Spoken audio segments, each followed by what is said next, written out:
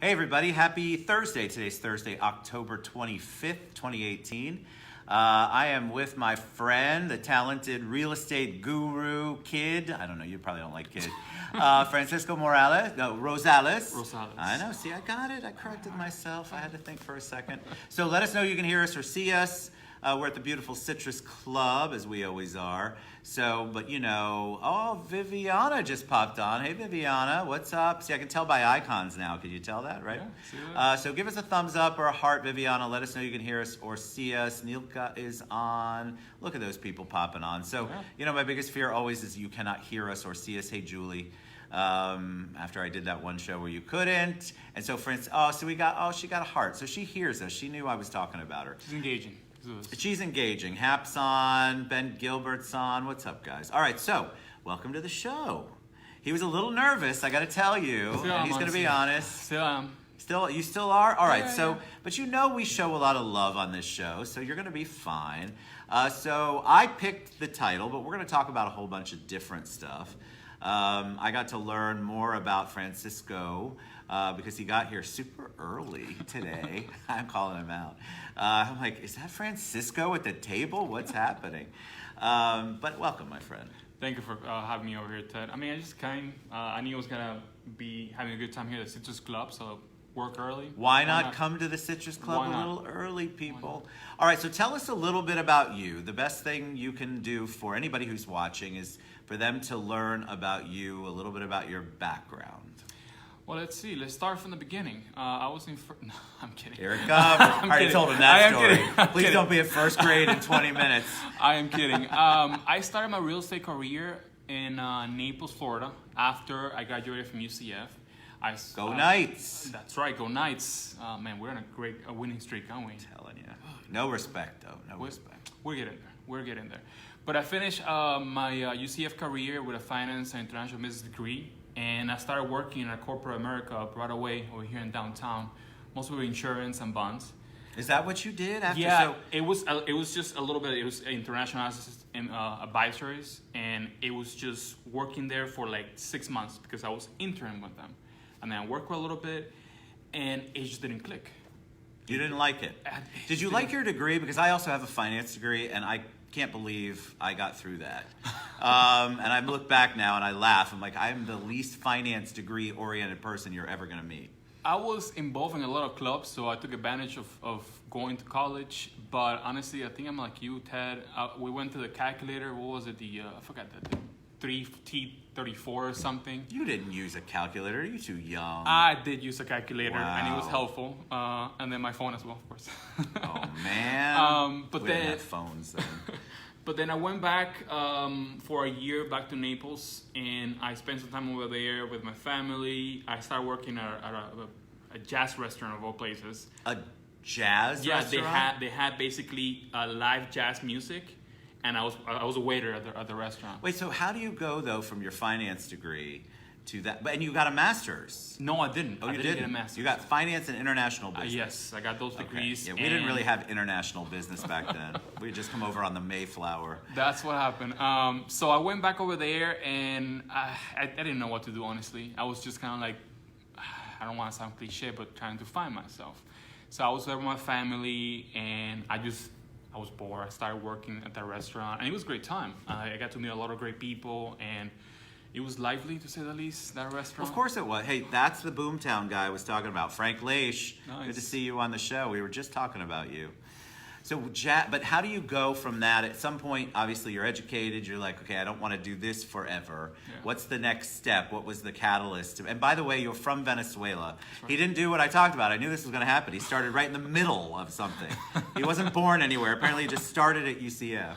But what was the catalyst after that? What made you leave the restaurant? So basically, I was still working in the restaurant when I started real estate. But I had a family friend who told me they have a brokerage over there in Naples, and they were doing well. Naples is basically a lot of snowbirds that come down from Boston, Ohio, New York. It's beautiful. And they come with the ever-fleeting pension, and they buy cash or conventional. And he told me, what are you doing? Oh, I'm working over there at the Alto, the jazz place. Oh, that's cool. Yeah, I've been there before. Are you doing anything else? No, not really. Okay, get your license. You're working with me. Nice. That's it. Did you have any experience? Because for the finance degree, I think I remember taking one real estate class, maybe. Did you take any kind of classes at that point? Had you taken them in college? Real estate related? Yeah, in college, none whatsoever. None whatsoever. She was awesome. She had been doing it for 7 years back then, and she took me under her wing. She saw something in you. Was that because of your personality, do you think? Because I think a lot of people believe that you can just get into real estate or really any business, and all of a sudden you're going to say, I'm a realtor now, or I'm a business owner, and I'm going to make $100,000 in the next 3 months, and it just doesn't work that way. I've known her for 10 years before that. She looks like she's a family friend, and it was, I guess she saw me growing up. She saw, okay, you finish your degree in UCF, so you're committed. I want to see that you're consistent. So we started working with her, and she saw that I was actually doing what I was going to do. And it went well with her. It went well in Naples. But my heart, more or less, was still in Orlando. So I was there only for a year. And then I came over here. And did you want to do the same thing in Orlando? Did you want to transfer and be part of Yeah, for sure. Real estate, I fell in love with real estate after that, and it's just because of the interactions with people. Yeah, so tell me about your why on real estate, because I know you got into it, you jumped into it, you liked it, but that doesn't always mean that people continue with it. They don't stay with it. The market gets tough. The sales aren't there. There's ups and downs, as there is with any business. Why did you stay? What was it about it that you love? After she took me under her wing, and I was able to figure out how to do it and what I need to do to make it happen on a more consistent basis, it was just the freedom that I get from it and the tons of people that I get to know through real estate. And those are my big whys. The freedom to do whatever I want to do when I want to do it, and that and just earning my keep. I don't know. Hey Kimber, how you doing, honey? I think that people want that flexibility like you're talking about. So you get to do what you want when you want to do it, because you're basically your own boss. You're an independent contractor. And this is for anybody who's out there that's doing anything real estate. Thank you, Nika. Anybody who's doing real estate or any kind of business where you're kind of on your own. But with that comes a lot of responsibility, because you're the only person motivating you. And if you're not motivated and don't do the work, there's no money coming in. And so I think people love the flexibility part, but don't realize there's no regular paycheck coming in. And, how did you deal with that? And basically, I just thought of something.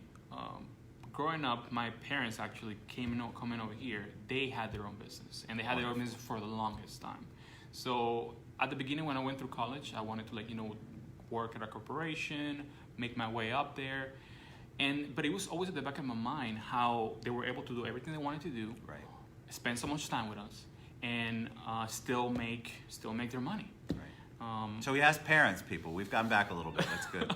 We're going in. It's okay. No, I like it. We've at least established you were born and have parents. I do have parents. I have two loving parents, and I started working when I was like maybe 12, 13 with them. They do farmers markets. Awesome. They do farmers markets, and I guess I was selling back then. I didn't thought of it. You didn't think of it like that. I didn't thought of it that way, but I was just interacting with people and getting them to buy whatever we were selling. And it was the beginning. If we can about the beginning, that was the beginning of what it would become my real estate career. Well, and you obviously were a natural at it. And when you have people around you, when you have parents that have that entrepreneurial spirit that want to encourage you to just, they didn't put any restrictions or boundaries on you as far as that was concerned, and you're watching and you're enjoying it, it doesn't become a chore. It's not really a job. It's something that you like doing. You're obviously personable. That was your people experience.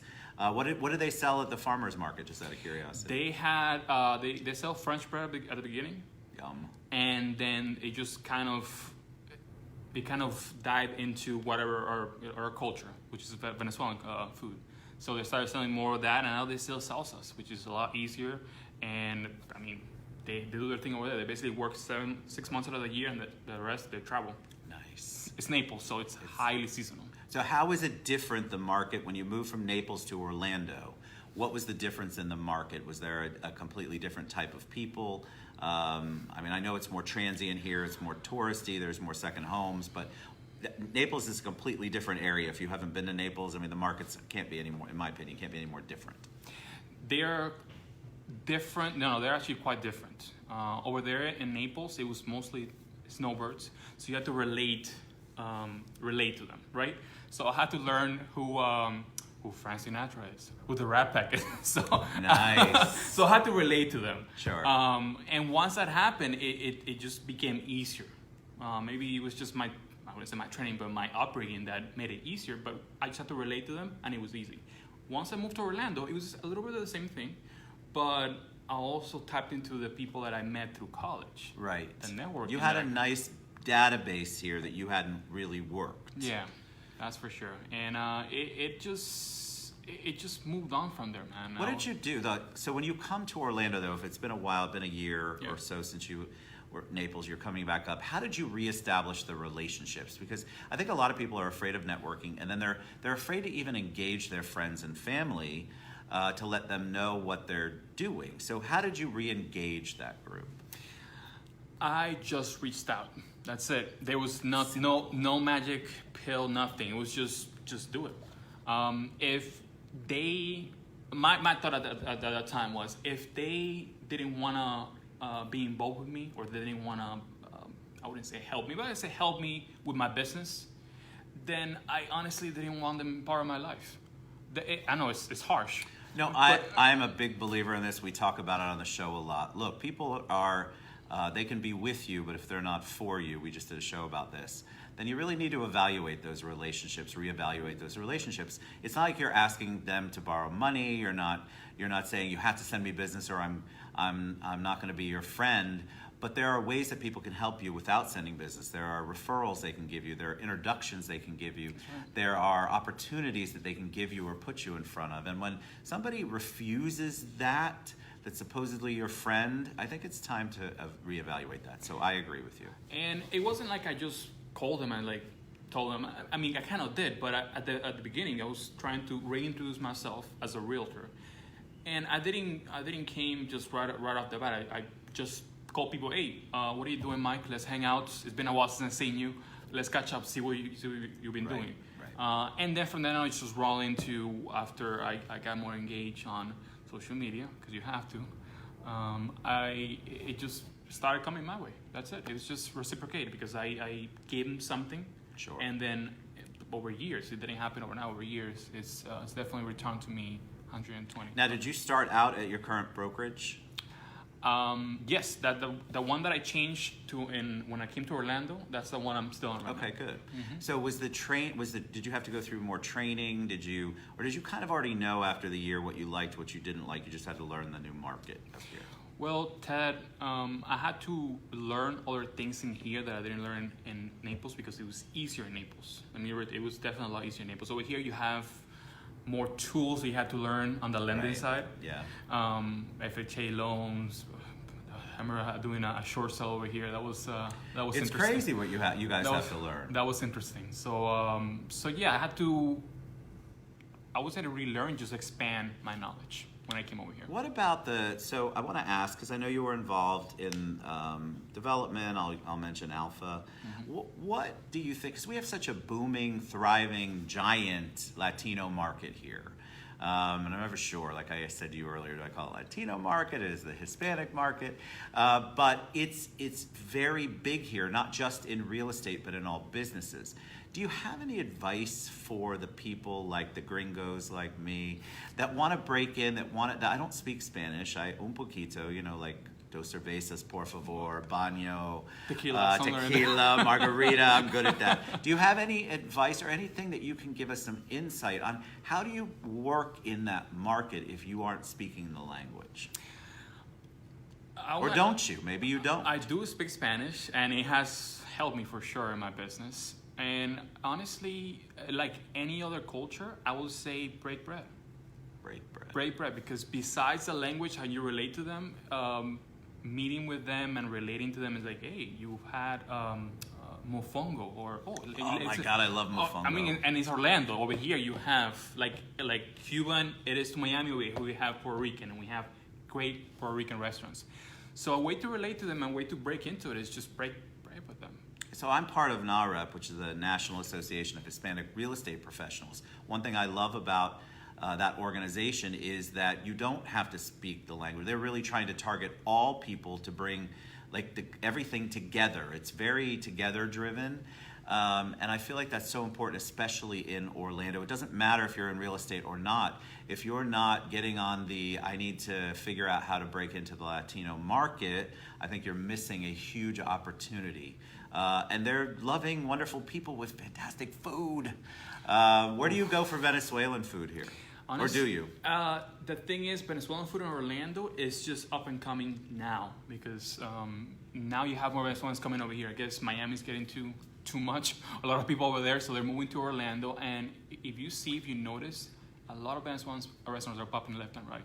They're not all good, but they are. Do you go to one specifically that you'll actually eat at? That's always my question. Honestly, there's one in Cimarron, North Cimarron, that is called Arepera La Nueva. I've seen that. And that one actually is really good. Okay, and good. if I have to say any plate in there, I would say go for a mondongo, the soup. It's a soup. Yum. It's a really hefty soup, but if you haven't tried it before, I'm starving you're right gonna now. You're gonna have that it. whole area, Cimarron, like they have the Colombian restaurant, which is Okay Bueno, Cafe Madrid, which is a great restaurant.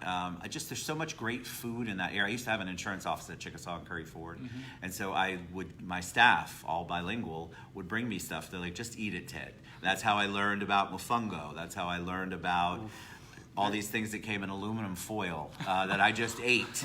But it was fantastic. And I think that you're right, our Spanish Latino food culture and cuisine is really growing here. And just beyond Hispanic and Latin, the gastronomy here in Orlando is amazing. So many new restaurants are coming over here. I don't know if you're Cinco. It's like a little plug-in. It's in a Winter Park area, and I went there 2 weeks ago. And what? I don't think I've been there. Is it But good? they opened up just recently, and the tacos are really good. I mean, See? the tacos are amazing for sure. And they're building something over there. I'm looking forward to see what else they do. So tell me about your marketing strategy. What do you do to build your business, retain your clients, retain your borrowers and sellers? How do you get in front of new people, and how do you keep them that they refer you business over the years? Man, I work with amazing people behind me. It takes a village. I know it's English, but Oh my it God, I takes say a that village. every day. It takes a village, and the people that I work with help me keep engaged with people. I have certain pillars of how I get business and how I retain it. One of them is just my people. I keep reaching out with them. I stay in touch with everybody. I have people that moved. They're in New York right now, and I still stay in touch with them. So staying in touch is important. It's the touches, right? So when you hear it's supposed to be 7 touches a year, but I believe with social media it should be more. And so you utilize the social media to keep in touch. You don't just send them the basic newsletter, and it's okay if you do, but that's not your only means of communication with them. That's right. No, I mean, I use Facebook. I use email. I just pick up the phone. It's simple as that. I pick up the phone. I talk to them. Sometimes they're surprised. Hey, how's it going? What's up? But I always somehow pivot into something else going on in their life. Sure. And they just start talking to me. They start talking to me, and it doesn't happen. Honestly, it doesn't happen overnight. But later on, I've had people where they refer me business 3 years later. But that's just because I keep in touch with them. But you also you bring up a great point. So when you're doing your communications, all of your brokers, newsletters that you can sign up for, and this isn't just for real estate, anything that you're doing where you're communicating, there's a time and a place for those. But if that's the only thing you're using to continue to be in touch with and touch your referral data, your database, then I think you're missing the mark. And I think what Francisco is saying is they're having a real adult conversation. They're talking about pretty much everything else but real estate. And it comes into the equation, but it doesn't have to in order for that relationship to be a positive one and a productive one. And so I want to encourage you all, just don't rely on the one thing that's really easy to hit the button and it goes out once a week or once a month. Really develop the relationships. So how about the market? Talk about that. What are you seeing in our market right now? I mean, right now we still have, I would say, historically low interest rates. So the market is, the market is hot, honestly. The market is hot. It is moving up. But if I know people like, oh, it's moving to 4.5, moving to 5, and then you maybe ask your dad or your grandpa, and they remember a time when it was like 18%. Yeah, double digits, people. Yeah, so it's still historically low. Yes, so it's still a great time to buy a house right now, and there are plenty of options. One thing I want to emphasize is I do work with first-time home buyers.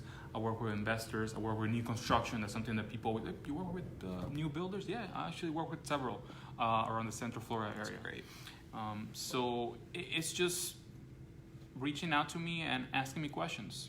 There's no pressure there. Just if you want to reach out, you have a question about, hey, Francisco, what do I need to do to get a better credit score? Let's go with that. I have someone that can help you improve your credit. Well, that's a good point. So I think you want to be, this is in any business, isn't it better to be the one point of resource, the person that they call you, and then you refer them out to people? It's better if you get the phone call. So set yourself up as a referral source. So if your people have a question about painting or credit or a bank, you want them to call you. I want them to call me first. Ted, do you know somebody? Do you know somebody in this? You know everybody. You want to establish yourself, I think, in a way that makes you not the expert on everything, but at least you have access to those people. That and beyond just business related. I mean, I do a lot of stuff around Orlando.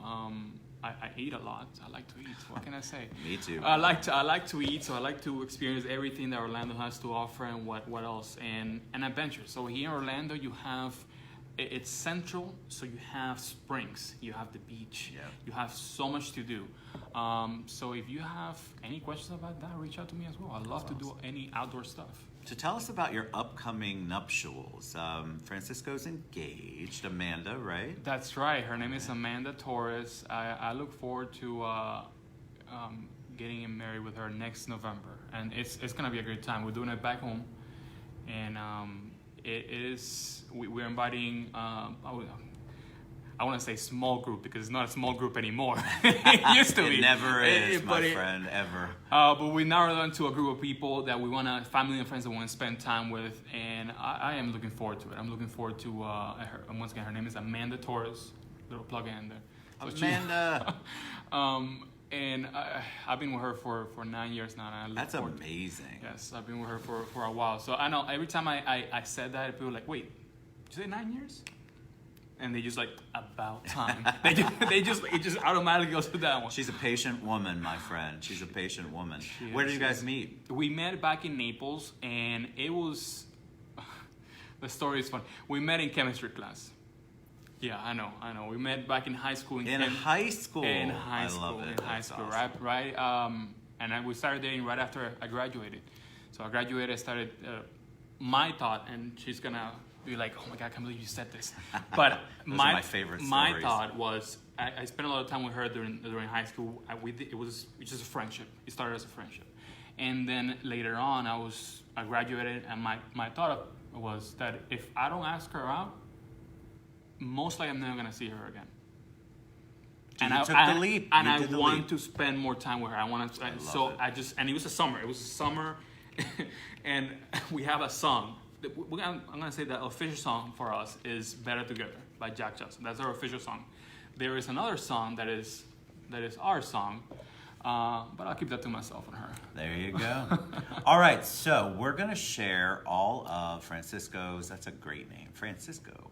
All of Francisco's contact information, how you can reach out to him if you have questions. That's the great thing about these Realtor Showcase shows and any of the shows, is all of these guests, all of my friends come on and they are open to you asking questions, reaching out to them. Even if you're in the same industry, we bring on people that are open to that. The collaborative spirit is really what the show's all about. So reach out to Francisco and he'll share all of his contact information after the show. All right, any parting words of wisdom for them? Anything you want to share with them? I do want to give a shout out to my friend Romeo Ramayan and his book, Love Struggles.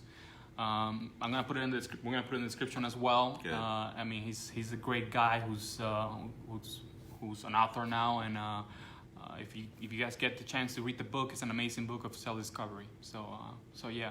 And any parting words besides that? Just let's see.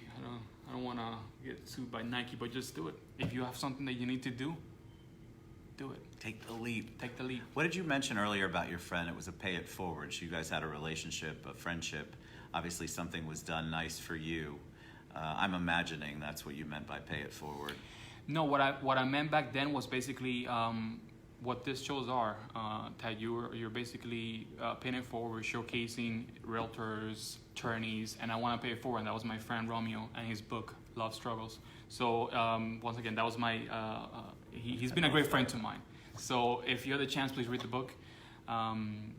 So yeah. That's all right, it, yeah. All right. So you've been enjoying. All right. So reach out to him. Thank you so much for being on the show, buddy. Thanks so much. Next time I'll tell you to come at I don't know what time, so you get here on time instead of so early. Felt so bad for him sitting out there all by himself. This is awesome, and we're gonna do it again. See, you feel better. It's not that hard, is it? No, it wasn't. Really, you hit the camera. People don't believe me, and we have a lot of guests that have been on the show that are watching. I'm telling you, you just don't understand how easy it really is. It's not difficult to have a real conversation with someone.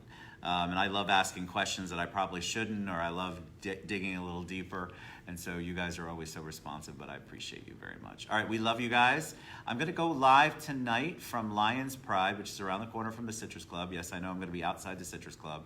But this is for CFL Personal Injury Mixer. So we have doctors, attorneys, anybody in the healthcare field, real estate people. We're all going to be there for Allie McCarroll's event with Allie Mack Consulting. And we'll hopefully see you guys there. It's going to be an awesome event. I'm going to go live from there. So nice. we love you guys. We'll talk to you soon. Bye, guys. Bye.